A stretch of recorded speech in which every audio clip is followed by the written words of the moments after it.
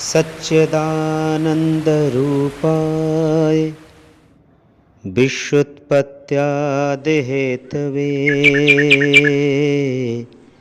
तापत्रयविनाशाय श्रीकृष्णाय वयं नुमः। हे परमपिता परमेश्वर, सबके प्राणों के आधार और चिन्मय साक्षी, जगत नियंता जगदाधार भगवान के चरणों में मेरा बारंबार नमस्कार है। सहज भक्ति भगवत प्राप्ति का एक सबसे सुंदर उपाय है।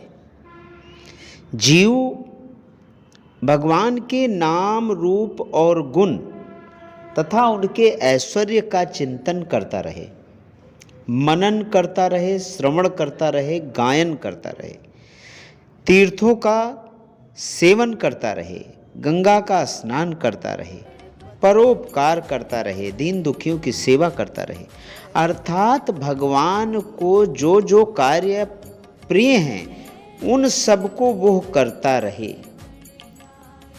अर्थात इसको हम अलग अलग डिफाइन करें ये मुश्किल हो जाएगा, क्योंकि हरि अनंत हरि कथा अनंता गावें सुनहि जे बहुविध संता।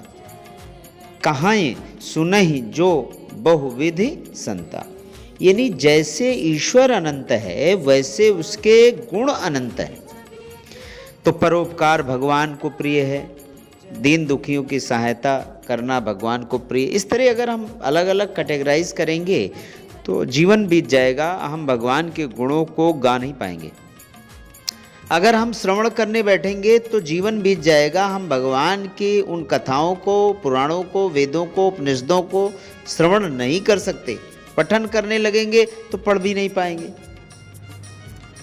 यानी कि आप अगर किसी भी साधन को ये निश्चित करके चलोगे कि हम इसे पार पा लेंगे और फिर हमें भगवत साक्षात्कार हो जाएगा, तो हम मूर्ख हैं।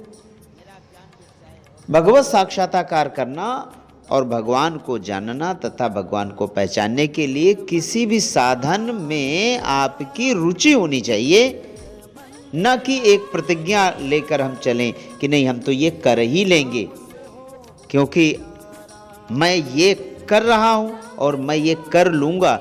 ये एक प्रकार का सूक्ष्म अहंकार है। गोस्वामी तुलसीदास जी ने रामचरितमानस में बड़े ही सुंदर शब्दों में कह दिया कि सोई जाने जो तुम्हें जनाई, जाने तुम्हें तुम्हें होए जाई। हे परमपिता परमेश्वर, तुमको तो केवल वही जानता है जिसको तुम जनाते हो। योग, जप, तप, दान, व्रत, स्मार्थ, पूर्त किसी भी साधन से भगवान को जाना नहीं जा सकता। हाँ, ये कर्म भगवान को प्रिय है, इसलिए हमें ये करना चाहिए। भगवान को पाने के लिए अगर आप मंदिर जा रहे हैं, भगवान को पाने के लिए आप घंटी बजा रहे हैं, भगवान को पाने के लिए अगर तीर्थों का सेवन कर रहे हैं तो आप मूर्ख हैं। हाँ, ये भगवान को प्रिय है इसलिए हम इसको कर रहे हैं। गोपिका भाव क्या है? भगवान को सबसे प्रिय गोपियां हैं। क्यों हैं गोपियां प्रिय? क्योंकि गोपियों ने भगवान को पाने के लिए किसी वेद, पुराण, उपनिषद सारों का अनुष्ठान, यज्ञादि और नियम आदि लेकर नहीं चली। उन्होंने तो बस अपने कर्म किए, सरल और सहज रही, जहां रही वहीं भगवान का चिंतन किया और अपने कर्म में लग गई। पतियों की सेवा कर रही हैं तो पतियों के पैर दबा रही हैं और चिंतन भगवान का कर रही हैं। बच्चे को दूध पिला रही हैं तो बच्चे को दूध पिला रही हैं, चिंतन भगवान का कर रही हैं। गोबर से उपले बना रही हैं तो चिंतन भगवान का कर रही हैं। झाड़ू लगा रही हैं तो चिंतन भगवान का कर रही हैं। गाय दूध रही हैं तो चिंतन भगवान का कर रही हैं। यानी कि आपको परमपिता परमेश्वर ने जो कुछ भी सौंपा है उसको निष्ठा से करते हुए मन मुझ में लगाना, इसी को गोपी भाव कहते हैं। जो जहाँ है वो वहीं रहे। अर्थात जो जहाँ है वहीं रहे, जिसे स्वाभाविक जो कर्म भगवान ने सौंपे हैं वो उन्हें करता रहे।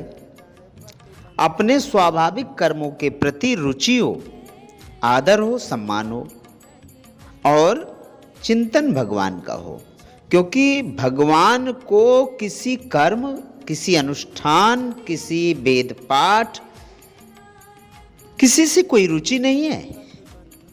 अगर कोई ब्राह्मण या कोई विद्वान या कोई पंडित ये समझे कि हम बहुत वेद पाठ कर रहे हैं, जोर जोर से बोल बोल के अच्छे साम वेद के गायन और ऋचाओं के अनुसार और भगवान को पालेंगे, तो मूर्ख है। कोई कहे नहीं हम बहुत जोर जोर से घंटी बजा रहे हैं, हम भगवान को पालेंगे, तो मूर्ख है। कोई कहे ये तीर्थ में जा रहा हूँ, हर पूर्णिमा को गंगा स्नान के लिए जा रहा हूँ, भगवत प्राप्ति हो जाएगी, गंगा मैया मिल जाएंगी, तो मूर्ख है। बस उसे करना चाहिए वो, बस। यानी कि जैसे माँ से, अगर किसी माँ से, छोटे बच्चे की माँ से अगर कोई ये प्रश्न करे कि तुम इसे क्यों प्यार करती हो, ये तो तुम्हारा कोई हेल्प नहीं कर सकता या कर सकती, ये तो खुद ही बेबस है, परवश है, तो वो माँ क्या बताएगी कि मैं इससे क्यों प्यार करती हूँ या करता हूँ। सूरदास प्रभु ने बड़े सुंदर भाव में एक दिन चंद्र सरोवर पर संतों का समागम हो रहा था, सूरदास प्रभु भजन गा रहे थे। एक भक्त ने सूरदास प्रभु से प्रश्न किया कि प्रभु आपने भगवान को देखा, आपने भगवान का साक्षात्कार किया, वो कैसे हैं, हमें भी नेक सुनाइए उनके बारे में। तो सूरदास प्रभु ने कहा, अरे लाला, मैं तो को क्या बताऊं कि मेरा प्रभु कैसा है। तो बड़े सुंदर भाव में कह रहे हैं, अवगत के गति कहते न आवे। वो अवगति है, अवगति यानी जिसकी कोई गति नहीं है, अर्थात न वो सगुण है, न निर्गुण है, न तमोगुण है, न निराकार है, न आकार है। अवगत की गति कहते न आवे, जो गूंगे मीठे फल रस अंतर्गत ही भावे। अवगत की गति कहते नावे, जो जहाज को पंछी पुण्य जहाज पर आवे, अवगत की गति कहते नावे। अरे मैं क्या बताऊं, उसका विन वाणी वक्तावड़ जोगी, जो बिना कर के कर्म करता है, जो बिना आकार के आकार ग्रहण करता है, जो कण-कण में सब में व्याप्त है, उसकी मैं गति कैसे कहूं, क्योंकि उसको कहना, उसको समझना ये किसी जीव के बस में नहीं है। जिस पर स्वयं प्रभु कृपा करता है। अर्जुन ने तब तक भगवान का दर्शन नहीं किया, तब तक भगवान को नहीं जाना जब तक भगवान ने उन्हें जाना नहीं। भगवान ने कहा, हे अर्जुन, अब मैं तुम्हें प्रज्ञा चक्षु प्रदान करता हूं, क्योंकि तुम साधारण नेत्रों से मुझे नहीं देख सकते। तो भगवत कृपा अगर हो जाए तो आप भगवान को समझ पाओगे। भगवत कृपा अगर मिल जाए तो आप भगवान को देख पाओगे, जान पाओगे। और अगर किसी ने भगवत साक्षात्कार कर लिया है और अगले को वो बताना चाहे तो बताएगा क्या? व्याख्यान, गुणान, अनुवाद या चर्चा उसकी की जाती है जिसके कर्म, जिसका प्रकाश, जिसकी लीला लिमिटेड होती है। जो अनलिमिटेड है। अरे गिने पैसे वही जाते हैं जो लिमिटेड होते हैं। भाई आपको पता है कि ये हमारे जेब में 1,00,000, 2,00,000, 10,00,000, 20,00,000, 50,00,000, 100,00,000, तभी तो आप उसकी काउंटिंग करो। लेकिन जो कोष अनंत हो, जिसकी कोई सीमा ही ना हो, सीमाओं से परे हो, संख्या से परे हो, पर्यायवाची से परे हो, तो आप उसकी काउंटिंग नहीं करेंगे, आप उसकी गिनती नहीं करेंगे, तब तो दूर से ही नमस्कार करेंगे। ऐसे ही भगवान का रूप, भगवान का गुण, भगवान की लीला और भगवान की कथाएं अनंत हैं, अनंत। तो इसलिए कहा है कि हरि अनंत हरि कथा अनंता, कहाँ सुनहि जे बहुविधि संता। यानी जिसकी जितनी पहुँच है वो वहाँ तक भगवान के गुण और लीलाओं का गायन करता है। तो सूरदास प्रभु ने कहा मैं तुम्हें उसके बारे में क्या बताऊं कि वो कैसा है। वो बताने योग्य नहीं है, वो जनाने योग्य नहीं है। जैसे एक ठंडा जल और उसमें कोई जीव स्नान कर रहा हो और बाहर खड़ा गर्मी से व्यथित व्यक्ति उससे पूछे कि ये पानी कैसा है, ये जल कैसा है, तो वो कहेगा बहुत ठंडा, बहुत ठंडा। तो क्या उसको ठंडे का अनुभव होगा? मैं गुड़ खाऊं, मैं रसगुल्ले खाऊं और तुमसे कहूं बहुत मीठा, बहुत मीठा, तो तुम्हें क्या वो मिठास तुम्हारे मुख में पहुंचेगी? कभी नहीं पहुंचेगी। जब तक अनटिल अनलेस, जब तक आप स्वयं उसमें गोता नहीं लगाएंगे, तब तक आपको उस जल की शीतलता का कोई अनुभव नहीं होगा। ऐसे ही सूरदास प्रभु भगवान की वो अचिंत्य गति हैं, वो क्या बताएं? तो कह रहे हैं ज्यों गूंगे मीठे फल रस। एक गूंगे को आप एक मीठा फल खिलाओ और आप उससे बाद में पूछो कि भाई ये फल कैसा लगा, तो वो क्या बताएगा? बोल तो सकता नहीं। तो वो अंदर ही अंदर मुस्काएगा, मुस्कुराएगा, भाव भृंगमाएं प्रस्तुत करेगा। तो ऐसे ही जब भक्त के हृदय में भगवान का प्रादुर्भाव हो जाता है तो उसके कर्मों में वो भावनात्मक संदेश भगवान जो देना चाहता है होने लगता है। अर्थात वो जीव परोपकारी होगा, वो जीव दयालु होगा, वो जीव सत्यवान होगा, वो जीव तपस्यावान होगा, वो जीव क्षमावान होगा। यानी हरि अनंत हरि कथा अनंत। जो जो भगवान को रुचि है, जो जो भगवान को बाती है, वो अपने भक्तों में वो कर्म परिणित कर देता है। तो हमें इससे पता चल जाता है कि ये भगवान का प्यारा भक्त है।